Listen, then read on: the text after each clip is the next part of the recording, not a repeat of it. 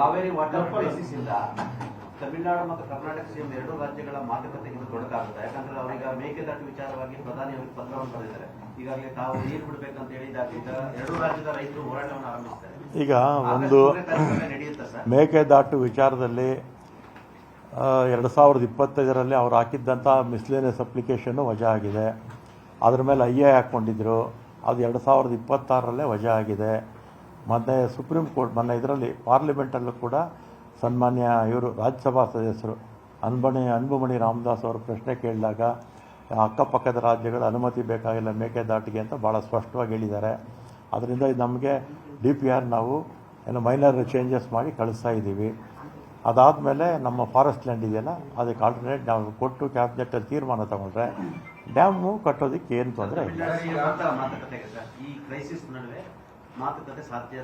ಅವರು ಏನಕ್ಕೆ ಯಾವ ವಿಚಾರಕ್ಕೆ ಬರ್ತಾ ಇದ್ದಾರೆ ಅಂತ ನಮಗೆ ಸ್ಪಷ್ಟವಾಗಿ ಗೊತ್ತಿಲ್ಲ. ಕಾವೇರಿ ಇರಬಹುದು, ಅದ್ರ ಜೊತೆ ಇನ್ನೂ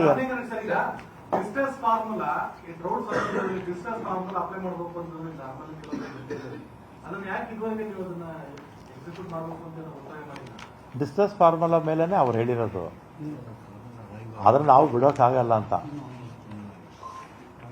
ಈಗ ನಮಗೆ 36 TMC ನಮಗೆ ನೀರು ಬಂದಿದೆ. ಈ ಮಳೆಗಾಲದಲ್ಲಿ 36 TMC ನಮಗೆ ನೀರು ಬಂದಿದೆ ನಮ್ಮ 4 ಡ್ಯಾಮ್ಸ್ಗೆ. ಅದರ ಮೇಲೆ ಅವ್ರು ಆ ರೀತಿ ಮಾಡಿರ್ಬೋದು. ಆದರೂ ಕೂಡ ಅವ್ರು ಏನೇ ಮಾಡಿದರೂ ಕೂಡ ನಮಗೆ ನೀರಿನ ಕೊರತೆ ಇದೆ. ಅವ್ರಿಗೆ ಸಫಿಷಿಯೆಂಟಾಗಿ ನೀರಿದೆ ಮೆಟ್ಟೂರು ಡ್ಯಾಮ್ನಲ್ಲಿ. ಕುಡಿಯೋ ನೀರಿಗೆ ಅವ್ರಿಗೇನು ಸಮಸ್ಯೆ ಇಲ್ಲ.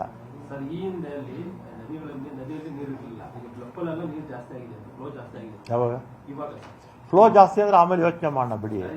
ಈಗ ಮಳೆ ಬಂದು ಈಗ ಈ ಜುಲೈ ಕೊನೆಯಲ್ಲಿ ಮತ್ತು ಆಗಸ್ಟ್ ಫಸ್ಟ್ ವೀಕಲ್ಲಿ ಮಳೆಗಳು ಬರುತ್ತೆ ಅಂತ ನಾವು ನಿರೀಕ್ಷೆ ಮಾಡಿದ್ದೀವಿ. ಮಳೆ ಬಂದರೆ ಯಾವ ಸಮಸ್ಯೆನೂ ಇರಲ್ಲ, ಈ ತಂಟೆ ತಗರಾರು ಇರಲ್ಲ. ಯಾರು ಇಲ್ಲ ಬಿಡೋದಿಲ್ಲ. ಈಗ ನಾವು ಅಪೀಲ್ ಹೋಗ್ತಾ ಇದ್ದೀವಲ್ಲ, ಅಪೀಲ್ MAಗೆ ಹೋಗ್ತೀವಿ, ಮಾನಿಟರಿಂಗ್ ಅಥಾರಿಟಿಗೆ ಅಪೀಲ್ ಹೋಗ್ತಾ ಇದ್ದೀವಿ.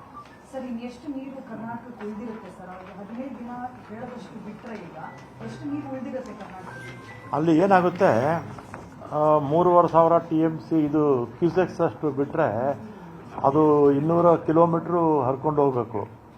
200 ಕಿಲೋಮೀಟ್ರು ಹರ್ಕೊಂಡು ಹೋಗ್ಬೇಕಾಗಿದ್ರೆ ಸುಮಾರು ನಾಳೆನೇ ಇದೆಯಾ? ಆಯಿತು, ಓಕೆ. ಬರೀ 3,500 ಬಿಟ್ಟರೆ ಆಗಲ್ಲ. ಒಂದು 5,000 TMC ಅಷ್ಟು ಕ್ಯೂಸೆಕ್ಸ್ ಬಿಟ್ಟರೆ ಮಾತ್ರ ಬಿಳುಗುಂಡ್ಲಿಗೆ ರೀಚ್ ಆಗೋದು. ಯಾಕೆಂದರೆ ಮಧ್ಯಲೆಲ್ಲ ಇದೆಲ್ಲ ಇರುತ್ತಲ್ಲ. ಹಾಂ, ಮಳೆ ಬಿದ್ದಂಥ ಸಂದರ್ಭದಲ್ಲಾದರೆ ಬೇಗ ನೀರು ಹೋಗ್ಬಿಡುತ್ತೆ. ಈಗ ಮಳೆ ಇಲ್ವಲ್ಲ. ನನ್ನ ಮನೆ ಮುತ್ತತ್ತಿಗೆ ಹೋಗಿದ್ನಲ್ಲ, ಒಂದು ಡ್ರಾಪ್ ನೀರು ಮುಂದಕ್ಕೆ ಹೋಗ್ತಿಲ್ಲ. ಎಷ್ಟಿದೆಯೋ ಅಷ್ಟೇ ಇದೆ, ಅಷ್ಟೇ ಸ್ಟ್ಯಾಗ್ನೆಂಟ್.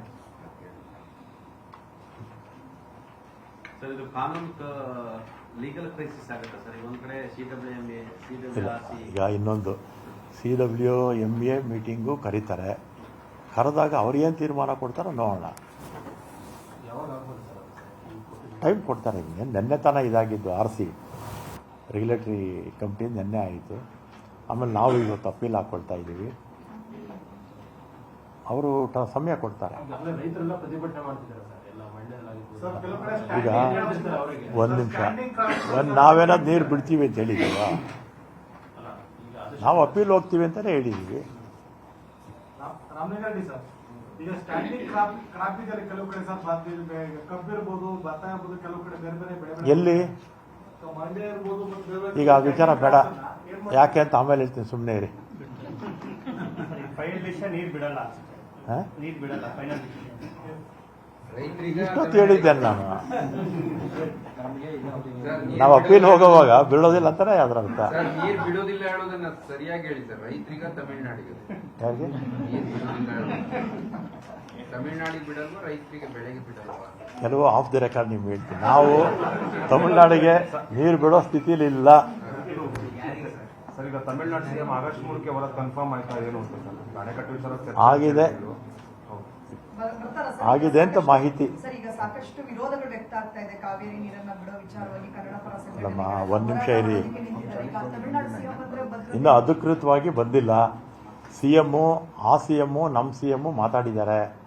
ಇಬ್ಬರು ಮಾತಾಡಿದ್ದಾರೆ. ಇವತ್ತು ನಾಳೆ ಗೊತ್ತಾಗುತ್ತೆ, ನಿಮಗೆಲ್ಲ ಮಾಹಿತಿ ಸರ್, ಕೊಡಿ. ಈಗ ಕೇಂದ್ರ ಸರ್ಕಾರ ಅಕ್ಕಪಕ್ಕದ ರಾಜ್ಯಗಳ ಅನುಮತಿ ಅಗತ್ಯ ಇಲ್ಲ ಅಂತ ಸ್ಪಷ್ಟವಾಗಿ ಹೇಳ್ಬಿಟ್ಟಿದ್ದಾರೆ. ಅರ್ಜಿ ವಜಾ ಆಗಿದೆ, ಯಾವುದು ಕಾನೂನಾತ್ಮಕ ತೊಡಕು ಇಲ್ಲ ಅಂತ ಹೇಳುವಾಗ ಈ ಮಾತುಕತೆ ಅಗತ್ಯ ಇದೆ ಮೇಕೆದಾಟು ವಿಚಾರಕ್ಕೆ?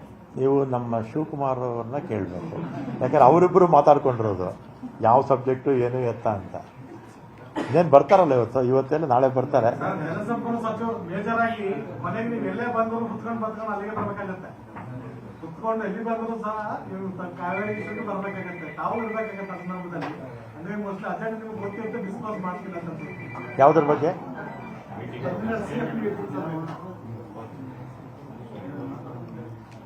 ಏನಾದರೂ ಇದೆಯಾ? ರಾಜಕೀಯ ಸ್ವರೂಪ ಪಡ್ಕೊಂಡಿದೆ. ಬಿಜೆಪಿ ಅವರು ಕೂಡ ಈ ತಿಂಗಳು 31ಕ್ಕೆ ಅಲ್ಲಿ ಮಂಡ್ಯದಲ್ಲಿ ಹೋಗಿ ಪ್ರತಿಭಟನೆ ಮಾಡ್ತಾ ಇದ್ದಾರೆ. ಆಮೇಲೆ ಬಿಜೆಪಿಯವರು ಅಥವಾ ಇನ್ಯಾರಾದರೂ ಕೂಡ ನಾವೇನಾದರೂ ನೀರು ಬಿಡ್ತೀವಿ ಅಂತ ಹೇಳಿದರೆ ಅವ್ರು ಪ್ರತಿಭಟನೆ ಮಾಡಬೇಕಪ್ಪ. ನಾವೇನು ಬಿಡ್ತೀವಿ ಅಂತ ಹೇಳಿಲ್ವಲ್ಲ. ನಾವು ಅಪೀಲ್ ಹೋಗ್ತಾ ಇದ್ದೀವಿ ಅಂತ ಹೇಳ್ತಾ ಇದ್ದೀವಿ, ಮೇಲ್ಮನವಿ ಸಲ್ಲಿಸ್ತಾ ಇದ್ದೀವಿ ಅಂತ ಹೇಳ್ತಾ ಇದ್ದೀವಿ.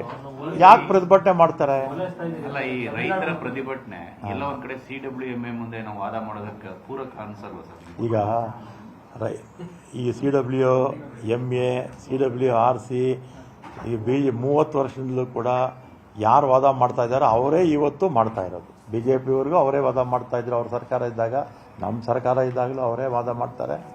ACSಗಳು ಬದಲಾವಣೆ ಆಗಿರ್ಬೋದು ಅಷ್ಟೇ. ಅವರು ವಿಪಕ್ಷದಲ್ಲಿದ್ದಾರಲ್ಲ, ಆ ರೀತಿ ಮಾತಾಡ್ತಾರೆ. ಸರ್, ಕುಡಿಯೋ ನೀರಿಗೆ ಪ್ರಾತಿನಿಧ್ಯ ಕೊಡಬೇಕು ಅಂತ ಹೇಳಿ ಸಾಕಷ್ಟು ಸರಿ ಹೇಳಿದ್ದಾರೆ. ಆದ್ರೂ ಕೂಡ ಯಾಕೆ ಸರ್ ತಮಿಳುನಾಡು ಪರವಾಗಿ ಪ್ರತಿ ಬಾರಿ ನಿಲ್ಲುತ್ತೆ? ನೀವು ಹೇಳಿದ್ದನ್ನ ನಾವು ಮಾನಿಟರಿಂಗ್ ಅಥಾರಿಟಿಗೆ ಹೇಳ್ತೀವಿ. ಸರ್, ಇತಿಹಾಸದಲ್ಲಿ ರಾಮಲಿಂಗಾರೆಡ್ಡಿ ಸರ್ ನಮ್ಮ ರಾಜ್ಯದಲ್ಲಿ ಕುಡಿಯೋ ನೀರು ಬಿಡ್ಲಿ, ಅವ್ರು ಮತ್ತೆ ಕೋರ್ಟ್ ಹೋಗ್ತೀವಿ ಅಂತ ನೀರು ಬಿಟ್ಬಿಟ್ಟ ನೀವು ಅರ್ಜಿ ಹಾಕೊಂಡಿರ್ತೀರಾ. ಎಲ್ಲಿ? ನೀರು ಬಿಟ್ಟೇ ಬಿಟ್ಟಿರ್ತೀರಾ. ಎಲ್ಲಿ? ಒಂದ್ ವೇಳೆ ಅವ್ರು ಕೋರ್ಟ್ಗೆಲ್ಲ ಹೋದ್ರೆ ಅವ್ರು ಅರ್ಜಿ ಹಾಕೋ ಮುಂದೆ ನೀರು ಬಿಟ್ಟಿರ್ತೀರಾ. ಈಗ ಯಾರು ಸಬ್ಸಿಡಿ ಕೊಡ್ತಾ ಹಂಗೇನೆ. ಒಂದು ನಿಮಿಷ, ಆ ರೀತಿ ಇನ್ನೊಂದು ಆ ರೀತಿ ಎಲ್ಲ ಮಾಡೋಕ್ಕಾಗೋದಿಲ್ಲ. ಸರ್, CWMA ಕೊಟ್ಟ ಆರ್ಡರ್ಗಳು ಹೇಗಿದೆ? ನೀವು ಮೊದಲು ನೀರು ಬಿಟ್ಬಿಟ್ಟು ಬನ್ನಿ ಅಂತ ಹೇಳಿದೆ ಹಿಂದೆಲ್ಲ. ಈಗ ಅವರು ನಾವು ಊಹೆ ಮಾಡಿಕೊಂಡು ನಾನು ಹೇಗೆ ಮಾತಾಡೋಕ್ಕಾಗತ್ತಾ? ಊಹೆ ಮಾಡಿಕೊಂಡು ನಾನೀಗ ಮಾತಾಡೋಕ್ಕೆ ಹೋಗೋದಿಲ್ಲ. ಸರ್, ಹಿಂದೆ ಆಗಿರೋದೆಲ್ಲವೂ ಆಮೇಲೆ ಈಗ ನಾನು ಮಾತಾಡ್ತಿರೋದನ್ನ ಒಂದು ನಿಮಿಷ ರಾಜಪ್ಪ, ಈಗ ನಾನು ಏನು ಮಾತಾಡ್ತಾ ಇದ್ದೀನಿ ಅಂದ್ರೆ ಎಲ್ಲರೂ ಅಬ್ಸರ್ವ್ ಮಾಡ್ತಾ ಇರ್ತಾರೆ. ಅದರಿಂದ ನಾವು ಅಪೀಲ್ ಹೋಗ್ತಾ ಇದ್ದೀವಿ. ಈಗ ನಾವು ನೀರು ಬಿಡೋಲ್ಲ, ಅಪೀಲ್ ಹೋಗ್ತಾ ಇದ್ದೀವಿ.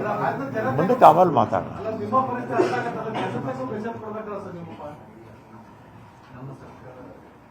ಎಲ್ಲರಿಗೂ ಧನ್ಯವಾದ. ಸರ್ಕಾರ